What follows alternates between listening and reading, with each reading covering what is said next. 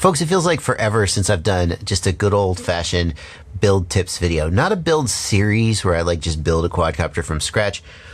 Here's what's going on. I went to Atlanta this last weekend to fly with some folks. Stingy, Bachgrinder was there, Steele was there, and James Christensen was there. He's the guy who's making this flow state FPV drone documentary. He wanted to shoot like a fly day. So I went out there and I did my best to hang with the big boys, and I wrecked a whole bunch of stuff. So now I'm back and I'm going to be fixing, I got a lot of quads to fix, but I'm specifically fixing this guy. This is the iFlight Cidora SL5-E. My point is that this is a serviceable, it is not fancy, it is not impressive, it is not like special, but it gets the freaking job done, and it costs $200 freaking. I had a contract job that I went on, and I needed all my super fancy special quads were broken, and I was just like, I have to have something to fly to, like, I can't show up and not have a quad to fly. And I bought 3 of these guys, and they have not let me down. But that doesn't mean that there is nothing I would change about them. And that's what I want to do in this video. I want to take you through some of the things about the Cidora SL5-E that I would change. Not to say that there's anything wrong with the way that it is, but just a few things that I do that I think make it a little bit more suited for what I do. And on top of that, I am going to put a Caddx Vista in at least one of these. I'm just getting spoiled by DJI more and more. And I was like, it looks so much worse in analog. And then I was like, I can just put a Vista in it, and then I can still keep this quad and still fly it. And yeah, so that's what we're going to do. And the first thing I want to show you is what happened to my capacitor. I'm joking. I just said capacitor. Sometimes people don't realize how that word is spelled, and they write me an email and they say capacitor. It's capacitor. Ding, capacitor. If we look right here, we can see number 1. This is the OpenLager. It is an SD card based black box logging device. The flight controller on this quad doesn't have an SD card black box, and so I put this on. That's a tip all of its own. If you like black box logging but you don't have an SD card on your flight controller, and maybe that data flash chip that some flight controllers have doesn't record for more than 2 or 3 flights, put an OpenLager on there. I'll put a link to this in the video description. It is a high-speed SD card serial based logger. Works really well. You can see it's had the top ripped off it, and you can see that the capacitor that was attached on the XT60s is gone. And the reason for that is that capacitor is just flapping around in the wind, and eventually it vibrates, or maybe a stick pokes through and knocks it off. And you can see, I think the stick poke through is the leading contender because it also ripped the top of the freaking OpenLager off. This is not what it's supposed to look like. Here's what I do to deal with that. This is a second Cidora, and you can see I've done something a little different with the power cord. The power cord on the Cidora by default comes straight out the back of the quadcopter, and I like it to come out the side because I think it's easier to route the battery cable when it comes out the side. It's a little more likely to get chopped if you're not super careful, but that's how I like to do it. So on the one that had a problem, I just resoldered the cable coming straight out the side, and that left the capacitor just sitting here flapping in the wind. On this one, I took and I routed the wire in a little bit of a U shape because I didn't want to resolder it because I was just feeling lazy that day. It still comes out the side and is zip tied here for strain relief, but I then zip tied the capacitor to the battery lead, and that gives the capacitor some strength. And I do this on all the quads where there's a capacitor. I try to find some way to keep the capacitor from vibrating and flapping in the wind and eventually breaking off. A lot of times that involves zip tying it to the power lead, but the problem is if the power lead is then not restrained in some way, then as you handle the power lead, you plug and unplug the battery, you'll be tugging on the capacitor and eventually it'll break off. So this, to me, it definitely wastes some space on the inside of the frame. It's not the most space efficient way to do it, but it does accomplish all of the goals that I have for it. And the OpenLager is not destroyed yet. As long as we're discussing capacitor placement, this is my FPV Cycle Glide frame, and there was no room or no easy way to do the capacitor on this one because I don't like the capacitor hanging off the side. You see I've got the ESC mounted 90 degrees, so the power lead comes out the side. They're just, the way this frame works, there wasn't an easy way to do it facing the back. I guess I could have done it with the power lead facing the front, but I didn't. Anyway, the point is that if you want to mount your capacitor not directly connected to your power lead, you can do that just by running some wires. And you can see I've heat shrink the legs of the capacitor here to keep them from short circuiting against anything. That's a good idea. Having wires going to the capacitor will reduce its effectiveness slightly, but it'll still do its job. And if you want to, you could put a 2000 microfarad capacitor instead of a 1000 or something. You could put a 50 volt capacitor instead of a 35 volt. They're going to be a little bigger, but maybe putting them somewhere else will give you the room to do it. And the key thing here is that I've got it zip tied to the frame, and I've got a little bit of VHB tape holding it down there. That certainly is an option. Next, let's take a look at these 3D printed bumpers on the ends of the arms. And I like these, but they have a problem. What I like about them is the feet let you set this down on, like if you set it down on your hood or your trunk or something, it's not going to scratch up your paint. I mean, if you really care about your paint, don't do that. But, you know, it'll help keep it from scratching it up. It'll give you something to land on. It'll keep these screws from getting super scuffed up if you're landing on asphalt. These are all really good. And it helps protect the end of the arm. So you can see on some of my other builds, I'm trying to find one for you. Yeah. So you can see on some of my other builds and that the end of the arm is the first thing to get really scuffed up. And then, you know, that's sort of intentional and that's known. But you can save yourself replacing the arm by having these protectors on the ends. There have been cases where I've had to replace a whole arm, not because the arm was broken, just because the freaking end of the thing was so ripped up. What a waste. The downside, though, is that eventually it always rips through. It always pulls through. You can put washers on here. You can get some M3 washers, and that'll help. Maybe if I had M3 washers on here, it wouldn't have pulled through.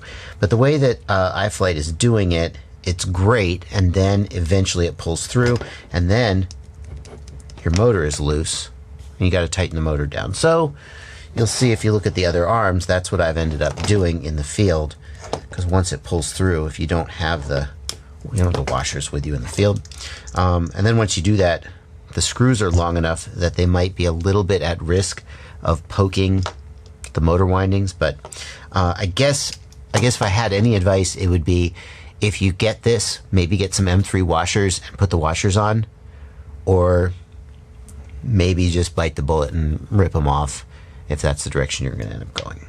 Another thing that I changed on some of these guys was the video transmitter pigtail. And I got to say, the way that iFlight does it has been working fine, but I'll show you what I might consider changing. So this is how iFlight delivers it, and you can see that the pigtail is simply held on with a nut. It's just the pigtail itself and then a lock nut holding it in place. And the problem with this is, when you're working with TPU, is the TPU can sort of rip through. If you cinch down the nut tight enough that it doesn't twist or move, well, that's actually really hard to do. As you tighten the antenna down, you can see that, oh, I really got that cranked down. Okay, well, I'm not making my own point here. It's pretty hard to get it tightened down to the point where as you tighten the antenna on, this whole thing doesn't twist, and eventually you can just twist the coax right off. The better way to do it is with this style of pigtail with the two screw holes here, and this specific one actually just visually doesn't look to me like it's threaded. You can actually get them where this screw hole itself is threaded. This one, you would need a screw and a nut, like a nylock nut, but I prefer them when they're threaded. And that seems to be exactly what I've got here. So you can see that there's one screw here and one screw here going into the pigtail, and then they go through and the pigtail is threaded and it holds itself in place. And the reason I like that is it is impossible for the pigtail to rotate. You can cinch down your antenna as snug as you need so it doesn't go anywhere. You cannot twist off the pigtail. It is more secure. It doesn't rip out of the TPU mount. Yeah, it's really good. These, I don't know, you just buy a TBS Unify pigtail. I think TBS makes these. I don't know, I've never seen them anywhere else, but a TBS Unify pigtail has these two little screw holes for it, and that to me is better than the kind where you just cinch down a nut. Then the kind gets the job done, but it's better. The last change I've made on these quads has to do with this protective track here on the arm. I like the idea that iFlight is protecting the motor wires from the factory, and they've actually been really clever. I asked iFlight, I broke the track, where can I get a replacement? And it's actually, he said you could just buy it at the hardware store. It's just this transparent track that's used for LED strips, and they just buy it and they cut it up, and you can actually get it and you can cut it up and you can stick it on. It's just held on with double-sided tape. That's cool and all, but the problem that I had was it shatters, and when in a crash, eventually it breaks, it shatters, and it leaves a jagged edge. And I actually had that jagged edge cut my motor wire at one point when the motor wire got snagged in a crash. So it protects the wire, but then when it breaks, it stops protecting the wire. Personally, my approach is to run the wires along the front of the arm, or because these quads are props out rotation, the back of the arm. And the idea is that if the prop bends down in such a way that it would cut the wire, it will hit the arm and not hit the wire, and it will skim overhead. There's a counter argument to that. Well, what about in turtle mode, where you reverse the props? That's fair. I have to say, this is how I do it, and I can't think of a time when I've cut the motor wire with a bent prop. So for whatever reason, it seems to work for me and seems a little more durable and resilient than having the protective covers on there. But this is how I do it. All right, well, the next big change I'm going to make is going to be to put a Caddx Vista in one of these guys. So please come along with me. We're going to take this iFlight Force VTX. By the way, that's another change I was going to tell you to make, but they beat me to it. They used to sell these Cidoras with a 400 milliwatt VTX, and they sell an 800 milliwatt VTX in the Cidora, not the Cidora SL5-E, but the Cidora SL5 had an 800 milliwatt VTX. But then they upgraded all of them to an 800 milliwatt VTX for like free. They didn't raise the price or anything. iFlight. That's not how to. You're just giving value away for free. But hey, whatever. Okay. Crossfire receivers to the side. VTX unplugged, and OpenLager is ruined, so I guess we don't need that anymore. Well, now I know why my video got so bad. It was like, I swear my antenna's plugged in, and I guess it was, but the freaking MMCX got knocked off the VTX, so there you go. Say that 5 times fast. I could probably have resoldered that, but life goes on. Once you run a VTX for a while with the antenna disconnected, it usually takes damage. That's not true for some VTX. TBS Unify notably can run for like a half hour with, I don't know, the TBS has a document. I don't want to give you the wrong info, but they won't immediately destruct. But many VTXs will just immediately be ruined forever if you run them without an antenna for any period of time. So here's what we're going to do. The good news is that there's 20 millimeter mounting holes in the back of the Cidora SL5-E frame, so it is very easy to mount this guy. I have just got, these are M2 by, I don't know, it doesn't say on the freaking box. They're M2, they're long M2 screws, get over it. They're long enough, and they're held on with M2 nuts, and you can just get an M2 screw assortment off of Amazon or wherever. That's what I do. That's just gonna, it's just gonna sit down there and get held on. We'll get to that in a second. I'm gonna solder it up before I set it down. But the first thing I'm gonna need to do is remove the leftover wiring that I'm not gonna be using anymore. So let's just do that. And we're gonna, this is the plug for the receiver. iFlight does a very clever thing with their receivers.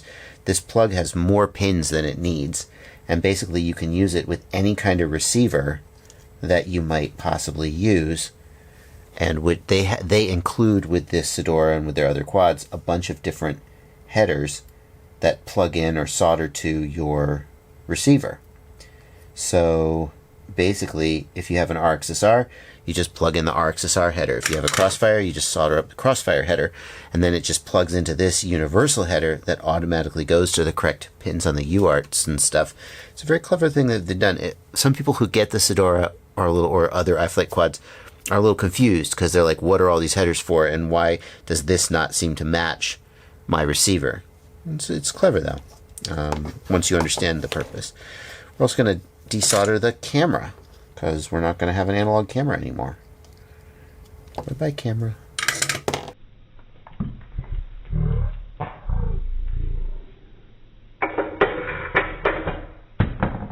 The Caddx Vista comes with this plug header that can be used to plug into a flight controller that is made for use with a DJI system, but since we don't have that, we're just going to cut the plug off and we're going to solder it up.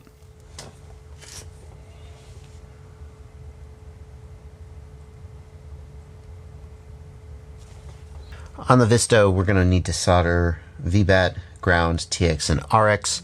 We are not going to need to solder the S-Bus because we're using Crossfire for control. You only need the S-Bus if you are using the DJI controller. And you don't need the second ground wire either. Now, one thing that is a little different here is I have ordered the Vista with the 12 centimeter camera wire. It comes with an 8 centimeter camera wire. On most places you order it unless you specifically choose the 12 centimeter wire.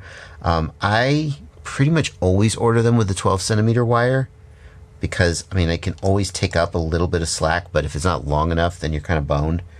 I should install this antenna first. That's going to be easier to do. And what I like to do is just loosen this screw just a little bit. And then that will drop out. This little plastic piece that comes with the Vista, you can see it has indentations here for nuts, and so it is not threaded. The screws are going to go down through here, and so I think what's going to happen is it's going to go on the inside of this 3D printed piece. Yeah, that's going to work well. The other thing is that the standoff usually has M3 screws, but these nuts that this is sized for are actually not M3, they're M2. So we are going to use M2 screws. And the problem with that is that the M2 screws will rip through the TPU, which is sized for M3. So the good news is that I also have an M2, a set of M2 washers. We got an M2 screw and washer, and it's going to go. That's going to work okay, I think. And it's just about the right length. Good deal. All right. There we go. So that's mounted. Good. And then this has to go through. You can't install it after the fact without unplugging it. So we'll jam that through. And that's going to pass back over and go underneath that little tab. But here's the problem you run into. It really doesn't want to go, it's not easy to get it back under that tab with the antenna on there. So I think the easiest thing to do is to remove this screw. The screw is already removed, that's why you don't see it. And then take the little retention tab, the retention bracket, and put it on the pin right here. You can see it's on the pin. And then just slide this back into place and then reinstall the screw. And it just kind of squeezes everything back together in a way that's very difficult to do if you don't take that screw out. But this is pretty low drama, to tell you the truth. So now that is installed and secure. I think I'm going to run these wires underneath. Okay. Because I've got these screws right here, these nuts right here, I should have enough room underneath to run them without them getting like crushed or anything. And we'll keep them out of the way. VBAT's going to be kind of a pain in the butt. I can see that already. Well, soldering this to battery to VBAT pad is going to be a real pain too. Gracious sakes. But I'll be darned if I'm pulling this apart.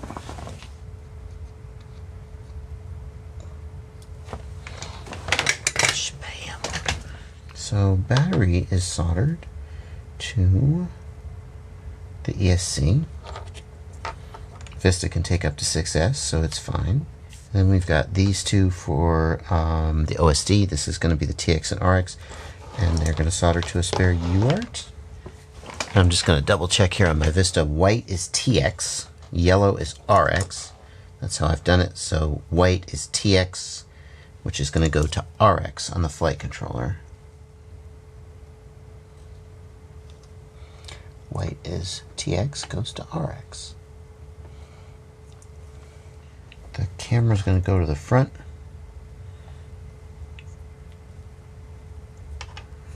We'll give that a little twist as well, just to help take the slack out of it. The receiver will plug back in.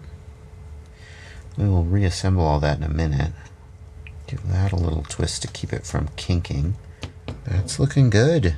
At this point, we can update the firmware on the Vista. We can just confirm that everything's functioning, check the OSD, and so forth before we finish the reassembly. I guess the other question I got to ask is, am I going to put another one of those OpenLager devices on there? So I got blackbox, but that is basically, oh, I got to put the rest of the nuts on here to hold the Vista in place. Wouldn't want it just flying off in the wind, but that's basically it. Yeah. I guess the other thing that I could do, I don't have a capacitor on here, and some people say if you're running your Vista on 6S, you really want a capacitor.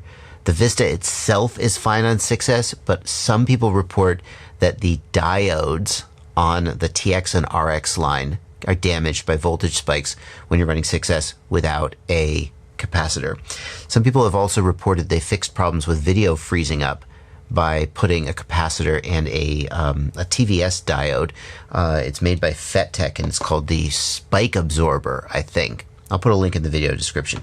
I don't have any of those things right now, so I could put a capacitor on here, and maybe it'd be worth it to do that.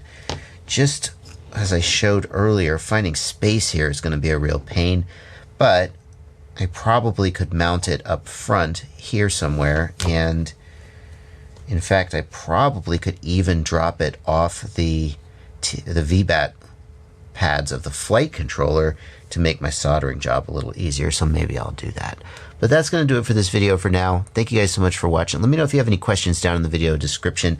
Links to all this stuff are in the video description as well. They are affiliate links, and that means that if you make any purchase after you click that link, I get a little small commission. So you want to pick up a Caddx Vista, you want to pick up a Cidora SL5-E, or the Nazgul V2 is basically the same quad, just a little newer. Not sure why they have the Nazgul and the Cidora. They look like pretty much the same to me, but whatever. You want to pick up any of that stuff or anything else, click the affiliate link, make a purchase. I get a small commission. Costs you nothing. All you got to do is just remember to click before you shop. I sure do appreciate it. Thanks for watching. Happy flying. You guys, I don't know where I am, and I don't know what's going to happen, but if I don't make it out of this, I just want to know that you subscribe to my channel, or maybe join my Patreon, or click one of these videos I picked out for you.